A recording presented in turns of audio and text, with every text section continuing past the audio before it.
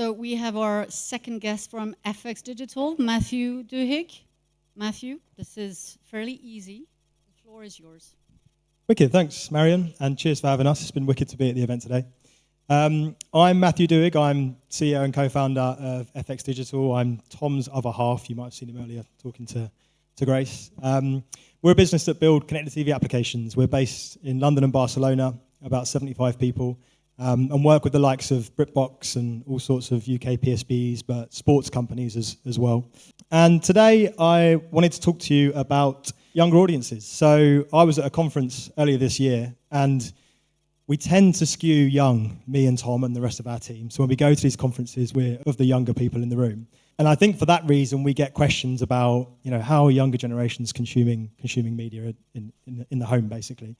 And one of the questions I had at that conference was, at the end, I was on a panel and someone asked, why is it that all these youngsters are just putting subtitles on the TV all the time? What is that? And to be honest, I didn't really know, but I knew it was a thing because my girlfriend does it and lots of my friends do it. We'll sit in front of the television and put subtitles on straight away for some wacky reason.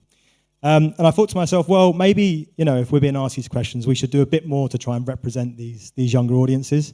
And my first thought was, well, the FX team, the average age is 32, maybe I could go and survey those guys there, a blend of Gen Z and millennials with some, wiser heads. So maybe they'll have some good answers for us. But then I thought to myself, we probably do skew towards more, media savvy, tech savvy audiences. So we wouldn't get a good assessment of what younger audiences are actually doing. So what we did in the end is we partnered with a research agency called Craft and conducted a survey. This year, we surveyed 800 people, and we specifically surveyed 16 to 45. So that's the Gen Z kind of millennial age bracket. And we were trying to understand what are their media consumption behaviors in the home. So the first thing I want to say is that this really is a story about growing up. I think there's a real misconception sometimes that the habits that we have when we're super young or young and growing will always stay with us. Now, I'm not saying they some of them won't, and some of them definitely will, but we change as we age. I was 16 once. That doesn't make me a Gen Z. I'm a millennial. And the things that I did when I was younger, I don't do a lot of those now. I owned a Nokia 3210. I was playing Snake on it, right? I used Miniclip on the internet. I used Ask Jeeves more than I used Google at one point in my life. Even back in the day, things like LimeWire, Kazaa, Napster, they were all being used, right? But we didn't have Spotify back then. And really, as I've grown, my habits have changed. And this is kind of trying to lift the lid on some of that. One thing to say, though, which is great, is that the TV is still super important for everyone. And the way we use the television changes as we age, and I'll come on to that in a second. But the survey, one of the questions we asked was, do you use or consume some form of linear TV? And 70% of Gen Z and millennials said that they did. So there's still a large percentage, this is in the UK specifically, I should say, there's still a large percentage of younger audiences that are using TV in some of the more traditional ways. And here's a bit of a split. I think this is really important because, yes, we're Gen Z and millennial, but we all live in very different situations. And when we first sent this survey out, I actually live with flatmates. I actually live with my business partner, which I wouldn't advise. I live with flatmates, and I thought that was going to be way higher for millennials. Like, I'm in the 2%. That's tiny, right? In fact, most millennials have moved out and live with their partner or spouse or even with children as well. But 11% still live with parents, and 12% live alone. And Gen Z, you can see how it skews differently because they're a slightly younger audience. And I guess what I'm saying here is that TV watching is generally a shared experience. I think it can be difficult to sometimes put yourself in that position at home and think, when I watch TV, how often am I really doing that alone? If you're on your mobile phone or a laptop, potentially yes, but generally when you're watching TV, it's a shared experience. So what might that look like? When you're a young child, what you're watching is probably chosen for you. You don't really have a great deal of control. Like, when we're little kids watching Bluey or Mr. Tumble, it's highly supervised viewing. And I actually think there's a trend at the moment of parents wanting to put their children in front of a connected TV as opposed to giving them a portable device because they can supervise that viewing a lot easier. They can see what the child is watching. And I think some Barb data that came out recently said a lot of the YouTube channels that are doing very well at the moment are children's content. So you can imagine that parents are putting children in front of the television and YouTube is being used there. But as you get older, you are probably given portable devices. You might have a mobile phone or a laptop. And suddenly you're in a living room with your parents, and your parents are probably generally controlling what's on the television. And what might happen is you think to yourself, well, I don't really want to watch this. There's this element of compromise coming in. And you think, oh, I'm just going to take this laptop or mobile phone and head to my bedroom, or potentially even second screen while there's something else on the television. And this moment, this like, teenage years, I think, is where you have the most liberty. Like, you watch what you want to watch on a device you want to watch it on, and you're doing it with loads of free time, generally. But as you get older and you move out of your house, you're probably typically moving in with someone else, as the data has shown, and suddenly you have to compromise. Like, when was the last time, people in this room, when was the last time you really watched exactly what you wanted to watch on TV? Like, come on, it's always a compromise of some sort. If I had it my way, I'd be watching sci-fi or history documentaries. My girlfriend had it her way, she'd be watching Housewives of New York, right? And we kind of meet in the middle somewhere, and we watch a lot of, reality content, but stuff that I'm okay with watching. So there's always this compromise going on in this shared experience. And I think that's really important, because that drives a behavior that we're going to see talked about in a minute, which is second screening. And then, of course, when you've got younger children, there's more reliance on those portable devices, potentially, where you're giving them those devices. But again, you're having to think about children in the home, and maybe you're having to compromise to go, well, I probably couldn't put that more explicit program on the TV because, there's kids in the room. So the decision that we take to when we watch something is always a compromise if it's a shared experience.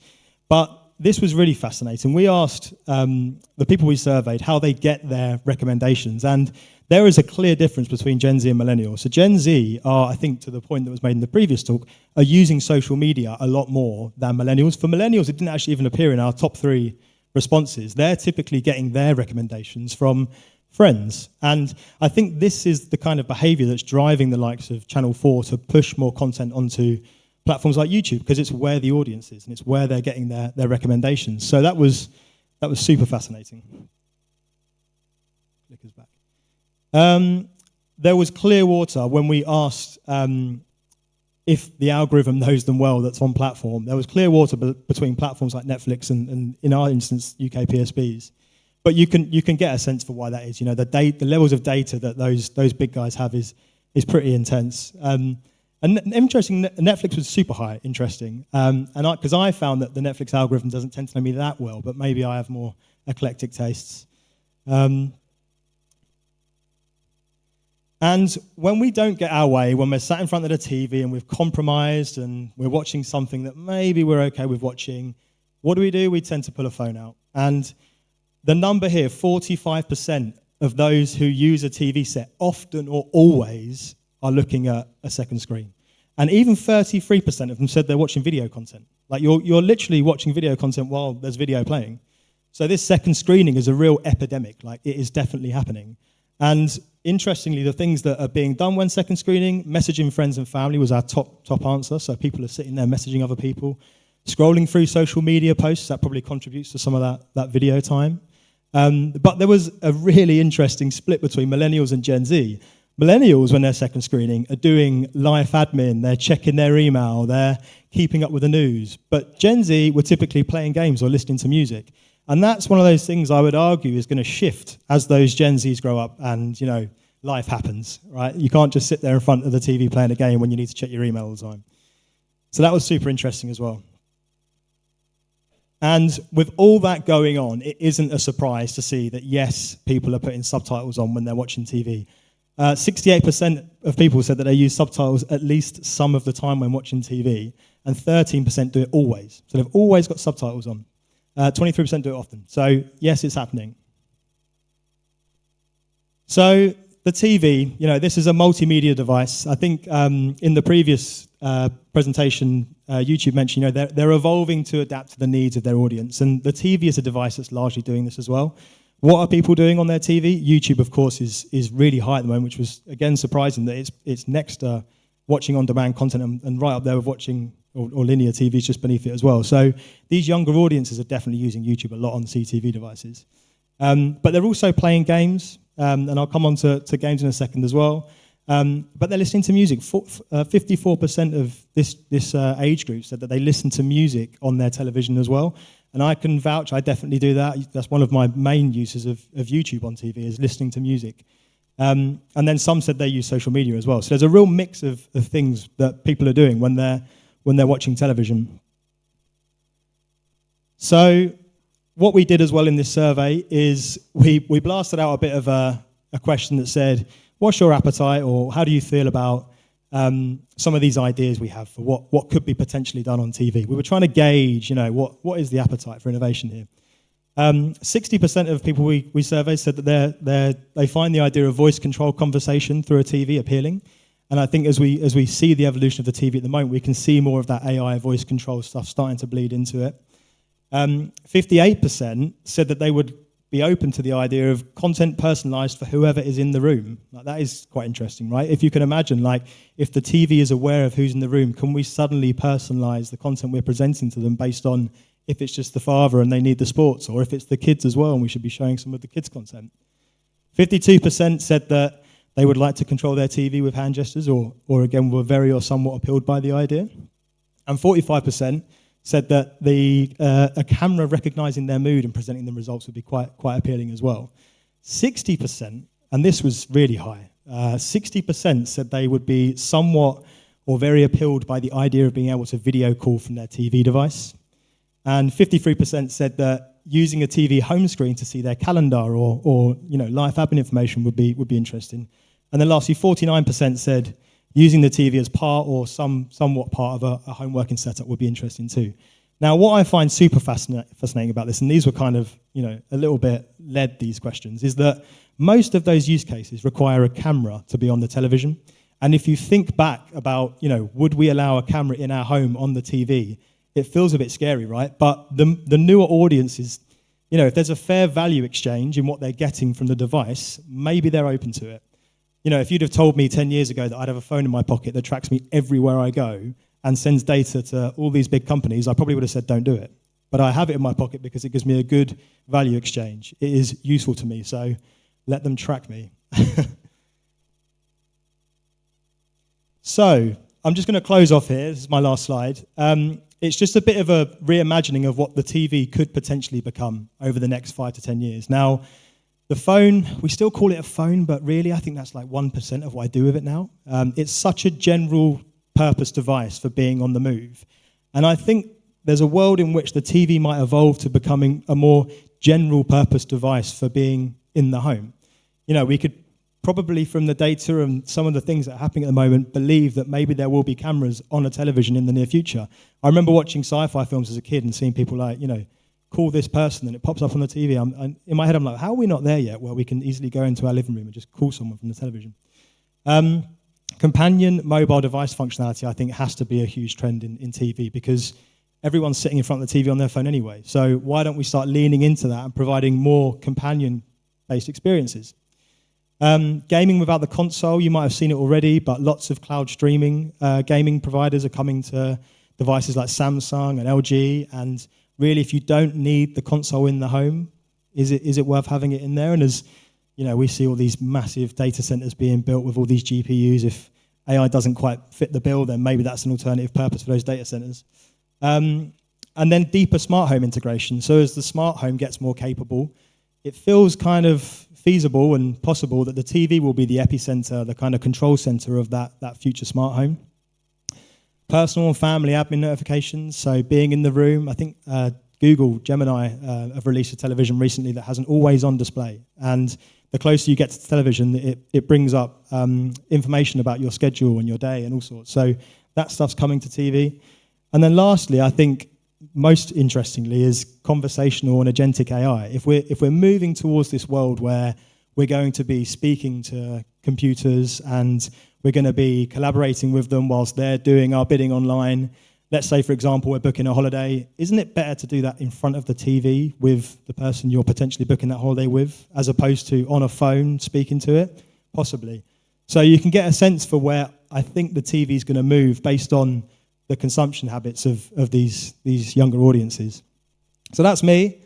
If you want to come and chat to us, we'll be at IBC in Hall 5, A52. If you want to reach out to me, you can scan that QR code. It takes you to a nice little thing that has my number and stuff on it. So thanks everyone for listening. I hope that was interesting and opened the lid on some younger audience stuff. Cheers all.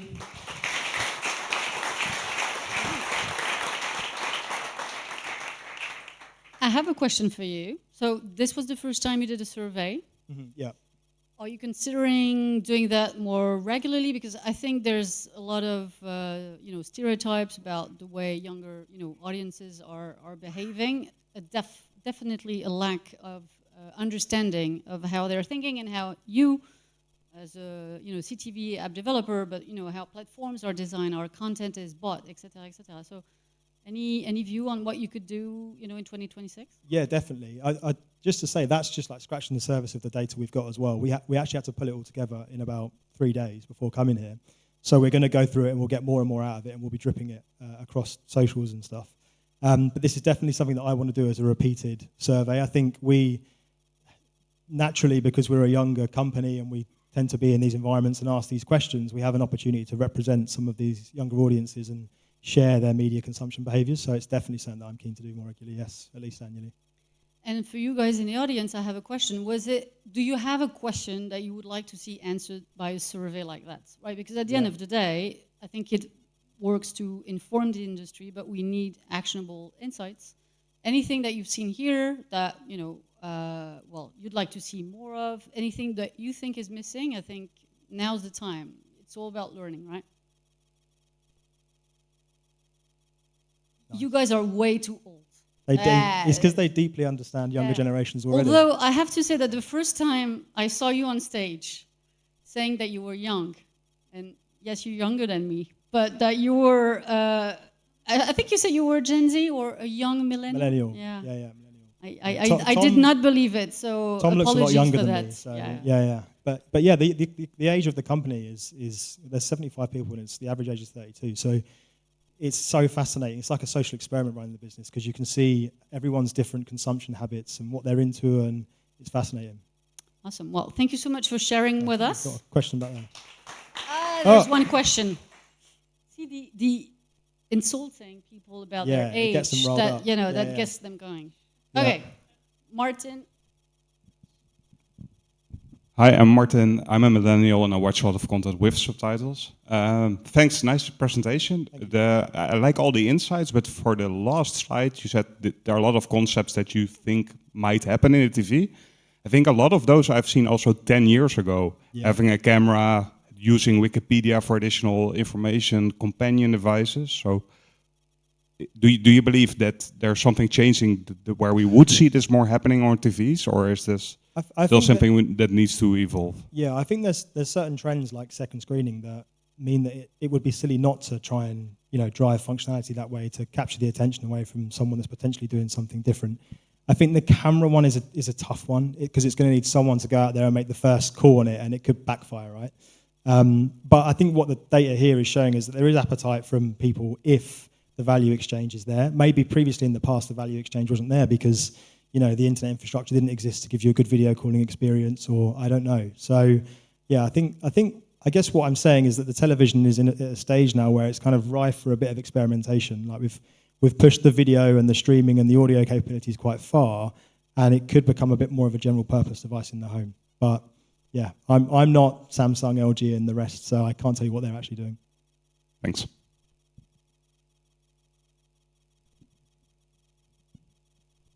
Just super quick one. Are you not interested in your next research on one generation older, like the 45 plus? Great question. Look, the reason I did this was more.